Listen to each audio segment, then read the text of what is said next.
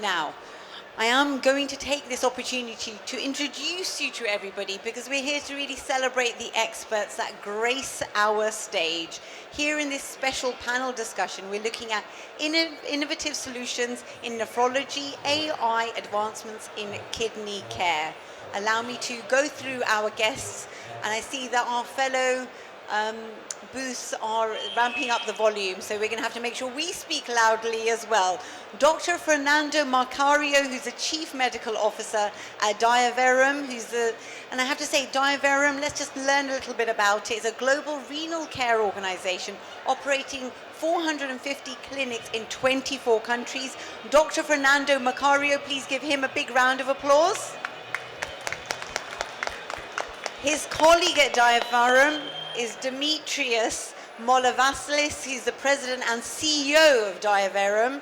And also here on this wonderful, illustrious panel, we have Dr. Mustafa Ahmed, who's a consultant nephrologist, Imperial College London Diabetes Centre, and moderating this expertly, which allows me to stand on the sidelines and cheer you all on, is Robert Adam Griffiths, who's the Director of Clinical Operations, Imperial College London Diabetes. Ladies and gentlemen, give them all a big round of applause. Thank you. Over to you, Robert. Okay, good afternoon, and thank you for taking the time to sit and listen to our panel discussion. So I'm going to open with Dr. Fernando and Mustafa, and I wondered if you could explain a little more about the current specifics of AI in the field of nephrology. Thank you, and good afternoon to all of you. Nephrology deals with patients with very complex situations. We are dealing with people that have complex diseases, like acute diseases, immunologic diseases, and of course chronic kidney disease. And we are dealing with this, despite all the technological advances, we are dealing with this more or less the same way for almost 20 years now. So I think AI will give us the opportunity for a disruptive change in the way we deal with this kind of diseases. And we already have some examples. But starting with that, I think one of the shifts that we will see is that we need to focus on preventive medicine for chronic kidney diseases, because most of the investment in the last years are on the treatment of last stages of kidney diseases. And for this preventive approach, AI dealing with large data sets, with population-based data sets, can show us new interventions to try to avoid this disease that takes 10, 50, 20 years to develop. We can find the people in higher risk and start with health interventions for that. But of course, AI also helps us a lot on dealing with patients that have already established disease, and in all stages of disease. And I will give you some examples of some interesting works that are being done already on AI. For instance, on pre-dialysis, and we will speak about this later, on the development of new drugs, there is a huge field of opportunity for this. Another aspect is there is a very interesting paper that was published last year to detect the patients at higher risk for cardiovascular disease on pre-dialysis.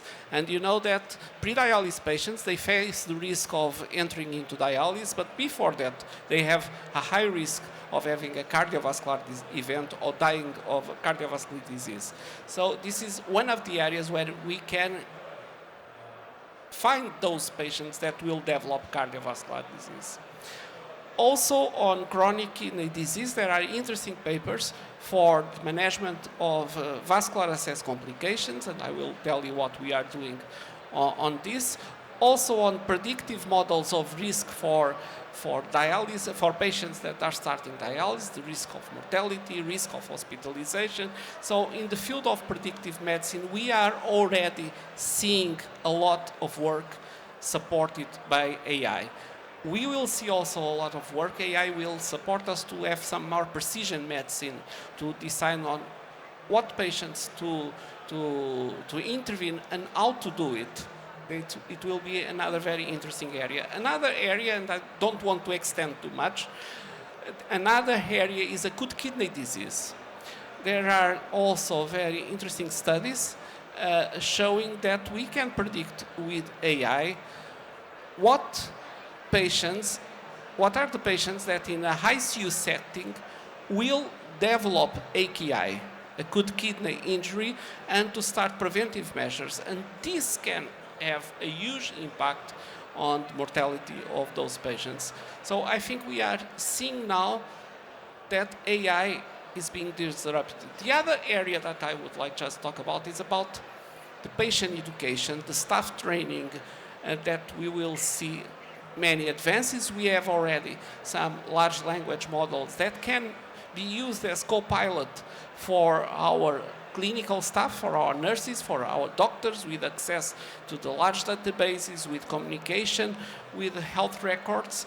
So this co-pilot aspect of AI for our clinicians will improve the capability of our doctors and our nurses.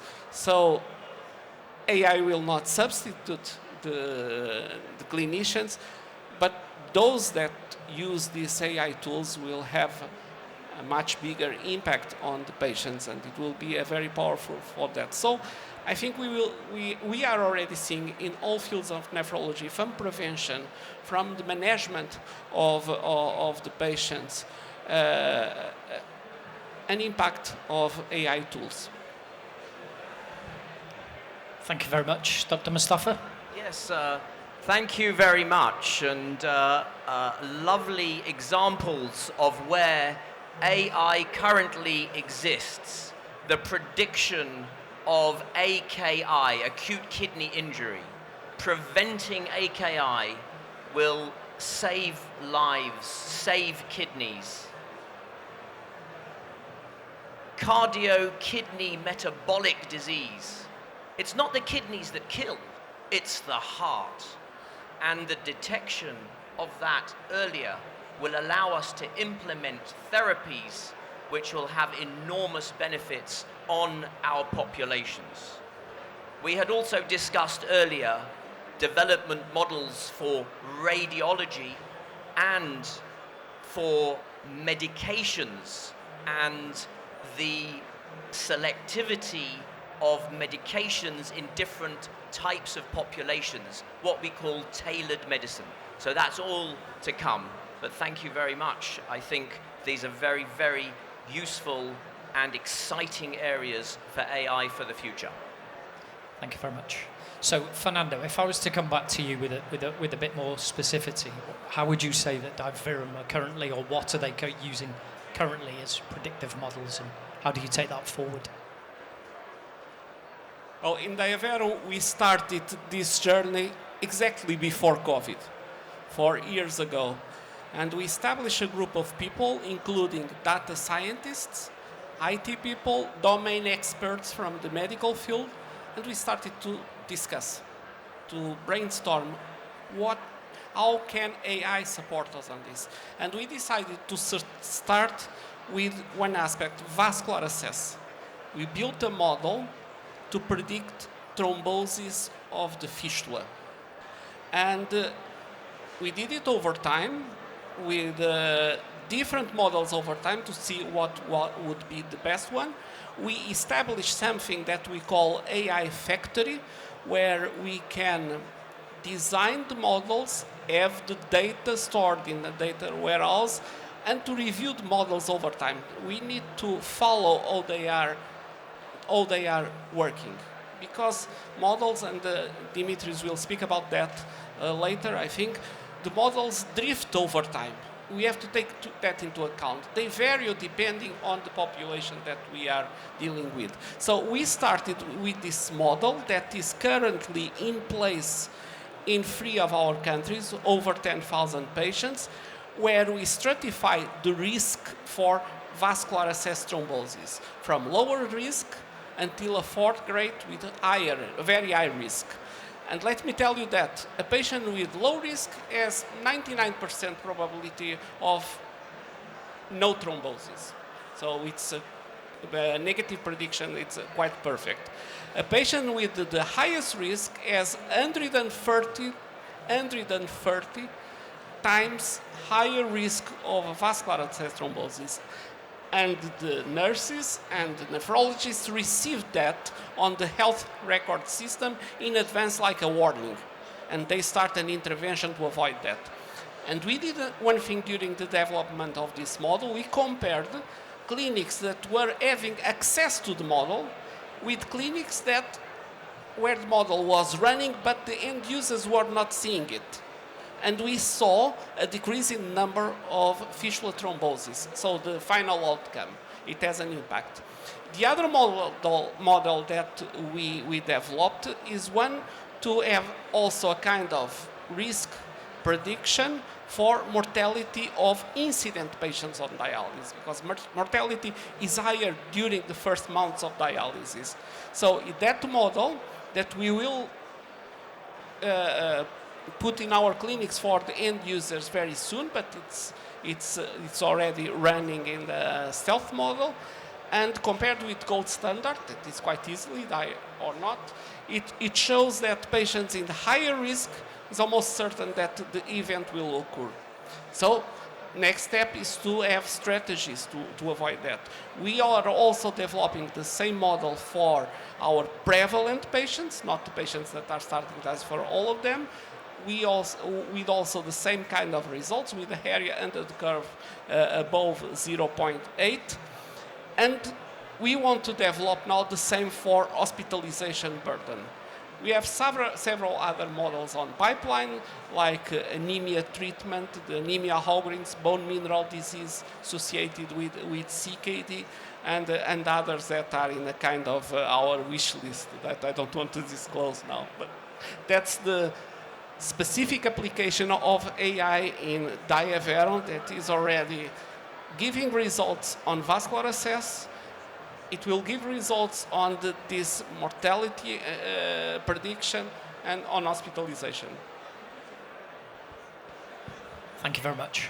So, Demetrius, if I came to you next and said, with your global footprint, and obviously AI is already an innovation that's in place in Diaverum, how would you say that we move forward ethically with unbiased nature to progress patient care and patient-focused, patient-central care maybe? So thank you very much, Robert, for this very important question, which I think touches both the issue of ethics and representation, both very important for the accuracy of the model we build, but also for the adaptability of this model in wider population groups across the globe. At Affidea, we think that it's extremely important all the AI companies to develop and adhere ethical frameworks and standards encompassing fairness, transparency, and accountability. We think as part of that, there should be clear guidelines on where the IA plays a role in the clinical decision support. We think that the physician's views should be heard, respected, incorporated, and physicians should be part of the process during the AI development. And we think that you need immense training across our people, our employees, to develop a culture of responsible use of this technology. Now, the data representation and mitigation bias, it's also a key area for somebody to tackle.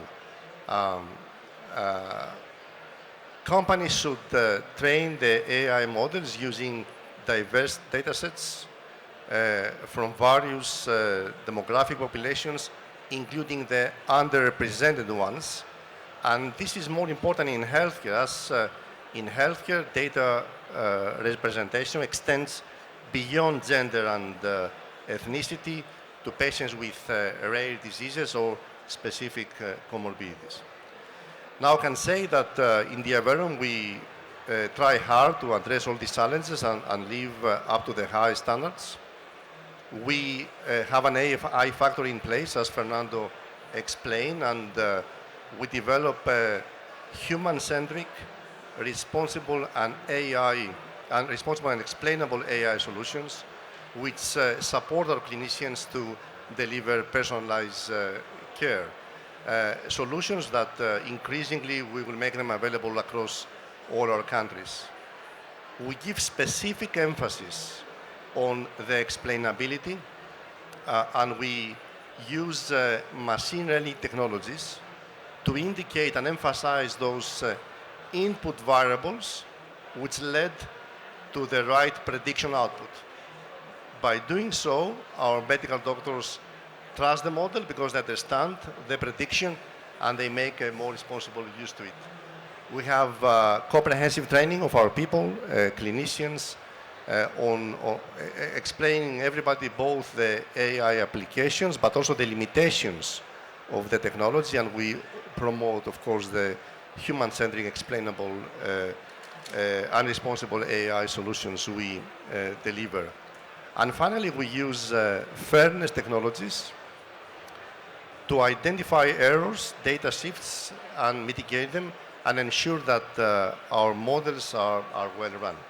I would like to touch also in one quick subject. I think that to make AI available across the globe, one should look at the affordability of the model. And today we are sure that high-income countries will benefit from AI.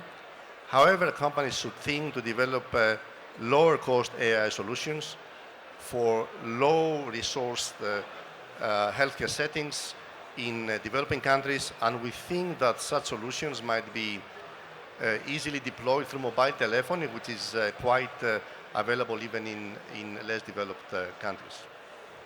Thank you very much, very thorough. So the final question I would pose to the panel, and more specifically maybe Demetrius and to yourself, Dr. Mustafa, is where do you see the future of AI? Where does the next 5, 10 years, 15 years, where does that take us? What's the journey we're going on? So from my end, I think well, it depends what is future. I will give you my own view for the next 10 years. I think there are 4 main areas we're going to see a rapid and very impactful development in nephrology. I think it's the area of preventive medicine, personalized care, empowering patients and medical doctors, and also drug discovery. I think on prevention, we will soon see AI models which will be analyzing data sets, identify earlier patients with chronic kidney disease, which will allow us to make early intervention. Early intervention leads to better medical outcomes, better treatments, reduction of the unnecessary renal replacement therapies, lower healthcare costs.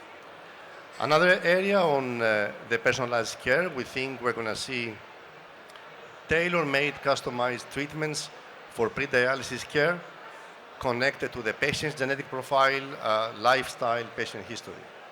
For patients in dialysis, we anticipate to see, again, personalized treatments. We anticipate to see AI models adjusting in real time all the treatment parameters during the hemodialysis treatment.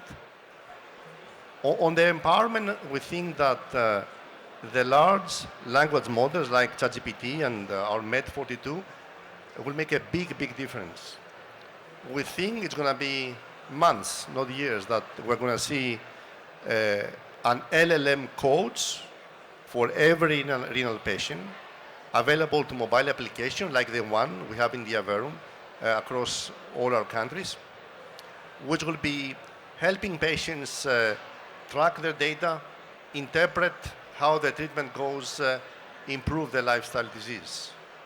We think that we're going to see soon LLMs like Med42 to be a medical doctor co-pilot, helping doctors developing personalized treatments and giving them the right insights with maximum efficiency for their patient. Finally, we think that it's going to make a huge impact on drug discovery. It will definitely accelerate drug discovery. I think with all the vast amount of data from the dialysis patients, we will see soon drugs will understand better the genetic profile of the patients, and we're going to see more personalized drugs in this space. Thank you very much. Dr. Mustafa? Well, again, I'd like to add to that. In nephrology, over the last 12 months, we have had a large number of new medications that have come and are coming on the market for the prevention of chronic kidney and cardiometabolic disease. We have the RAS inhibitors, the SGLT2s. We are now going to have the aldosterone synthetase inhibitors, the missense RNA for angiotensinogen. We have the RAS enablers. We have the hypoxia-inducing factors. These are all new. But we don't know what patients would respond to those treatments in the best way. As you quite rightly mentioned, tailored medicine is the future. And I believe that with the medicines and the development of new medicines, AI is crucial to our ability to administer effective treatment. And that, I believe, is the future for the AI.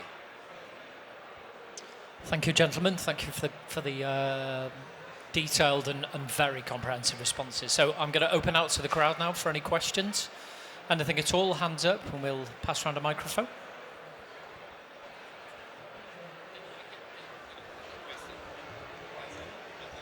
Hi, thank you. I have a question that is, how could we use AI, and there's a lot of other technologies, big data and analytics which is coming in for personalized care as you're mentioning, and additive technology coming for a lot of other stuffs, recent developments. One of the problems that we have here in most of the countries is, unplanned initiation of dialysis, which is as high as about 80% in this part of the world. How can we use AI to address that? Is there a way that we could? I think this is a key question, because we know that unplanned initiation of dialysis leads to worse outcomes after dialysis. And we are working in 25 different countries. We have countries where only 10% of our patients start dialysis in an unplanned way, and we have countries where we have 90%. And this increases a lot on. Of course, this is also a matter of health system. So AI, we're studying huge data sets of patients that are even not being followed by doctors, but if you can assess that, can identify those patients that will have the higher risk of going into dialysis and bring them earlier to the healthcare teams. The only way of decreasing the unplanned, the crash dialysis is to have access to those patients earlier. And then to have the effective means also to establish a vascular access if it goes on to dialysis or other aspects. Another area that I think is quite important is transplantation, where AI can help us a lot. And it looks like it does not relate with your question, but it does. Let me explain. Because this is an area where we are seeing studies when this can improve the organ allocation. And we also know that preemptive transplantation is the best way of treating our patients. And we can use this also to see which patients will benefit more from this approach. And the question is to identify the patients. I think that's where AI can help us on this. I think transplantation is another area, if I can use the time for this, where we will see many advances on this. Organ allocation, of course, and the other area is not only for transplantation, but most works now are being done in transplantation, proteomics, the pathology. Pathology can be enhanced. The diagnostic capability of the renal histology can be enhanced by AI algorithms. And there are very interesting papers now on this, on transplantation. Thank you very much. Any more questions? Wow. Any other thoughts from any of the panel? Well, I'd like to thank Ranjan. I mean, that was a very good question. And we have a particular problem in the United Arab Emirates of patients crashing on dialysis with end-stage disease. That's very different to what's seen in Saudi Arabia. So, as my colleague here mentioned, there is a concept called data shift, where you are able to look at a broader population to try and use AI to identify and treat. What are your thoughts on that? First of all, we are privileged to operate 40 clinics in Saudi Arabia as well, so we know the context, and the Saudi Kingdom made amazing steps over the past years. And AI is very expensive to develop.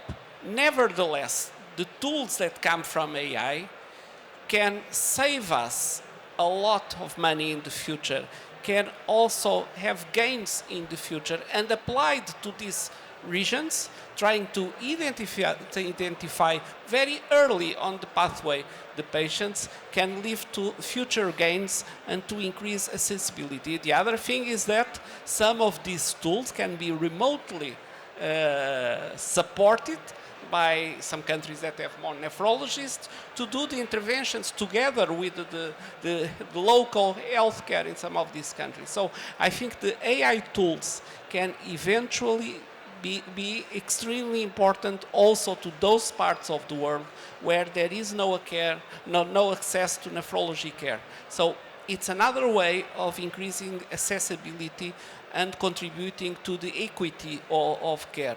I think it's a tool that we all need to use in population level based to have this increase. It's one of our social responsibilities with AI.